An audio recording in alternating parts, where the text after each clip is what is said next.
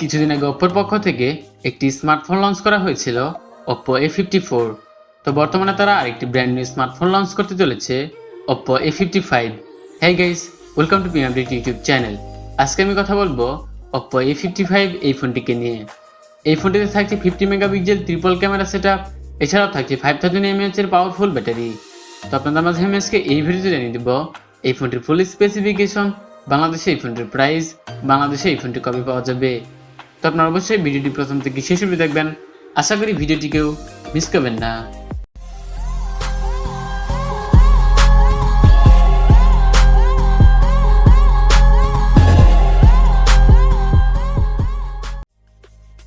প্রথমে আমি কথা বলবো এই ফোনটি বিল্ড কোয়ালিটি নিয়ে। ফোনটি প্লাস্টিক বিল্ডের তৈরি, আর ফোনের পেছনেও থাকছে প্লাস্টিক। এছাড়া ফোনের সামনে থাকছে পাঁচ হোল ডিসপ্লে। ফোনটিতে সিকিউরিটি হিসেবে থাকছে সাইড মাউন্ট ফিঙ্গারপ্রিন্ট সেন্সর। এছাড়া ফোনটি দুটি কালার ভেরিয়েন্টে পাওয়া যাবে, ব্লু এবং স্টারি ব্ল্যাক। আর ফোনটির ওয়েট থাকছে 193 গ্রাম। এবার কথা বলা যাক এই ফোনটির ডিসপ্লে নিয়ে। ফোনটির ডিসপ্লে হিসেবে থাকছে 6.5 ইঞ্চি IPS LCD প্যানেল, যার রেজুলেশন থাকছে 720x1600 পিক্সেল। পিক্সেল ডেন্সিটি পাবেন 270 ppi। রেশিও থাকছে 20.9।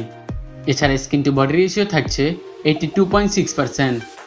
ডিসপ্লে প্রোটেকশন হিসেবে কিছু থাকছে কিনা সেটা উল্লেখ করা হয়নি। আর সর্বোচ্চ পিক ব্রাইটনেস থাকছে 550 নিটস।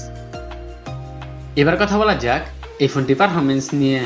ফোনটি সিসের হিসেবে থাকছে MediaTek Helio G35, যার 12 nm আর্কিটেকচারে বিল্ড করা একটি অক্টোকোর প্রসেসর, যার ক্লক স্পিড থাকছে 2.3 GHz। এছাড়া ফোনটি রান করবে Android 11 ColorOS 11.1 অপারেটিং সিস্টেমে। ফোনটিতে জিবি হিসেবে থাকছে PowerVR GE8320। আর ফোনটি দুটি র্যাম রোম ভেরিয়েন্টে লঞ্চ করতে পারে, 4GB 64GB, 6GB 128GB। এছাড়া মাইক্রো SD কার্ডের মাধ্যমে স্টোরেজও বাড়ানো যাবে। এবার কথা বলা যাক এই ফোনটি ক্যামেরা সেটআপ নিয়ে।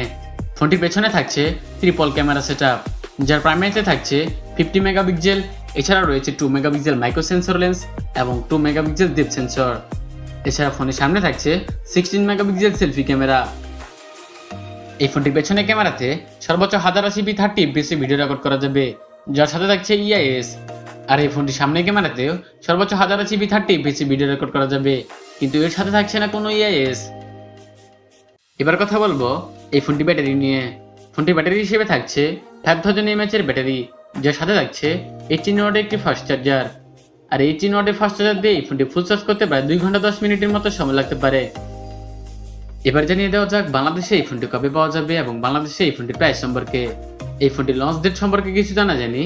কিছুদিনের মধ্যে এই ফোনটি ইন্ডিয়াতে লঞ্চ করবে, তার কিছুদিন পরে বাংলাদেশে আসবে। আর বাংলাদেশে এই ফোনটি অফিসিয়াল প্রাইস হতে পারে 18,000 টাকার আশেপাশে। তো এই ছিল আজকের ভিডিওটি ভালো লাগলে অবশ্যই লাইক করতে পারেন, চাইলে আপনার বন্ধু বান্ধবদের সাথে ভিডিওটি করেন, এবং আমার চ্যানেলে সাবস্ক্রাইব করে পাশে থাকা বেল বাটনটি বাজিয়ে দিতে ভুলবেন না।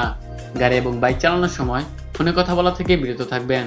তো আবার কথা হবে নেক্সট কোনো ভিডিওতে। সে পর্যন্ত ভালো থাকবেন, সুস্থ থাকবেন। Thanks for watching this video.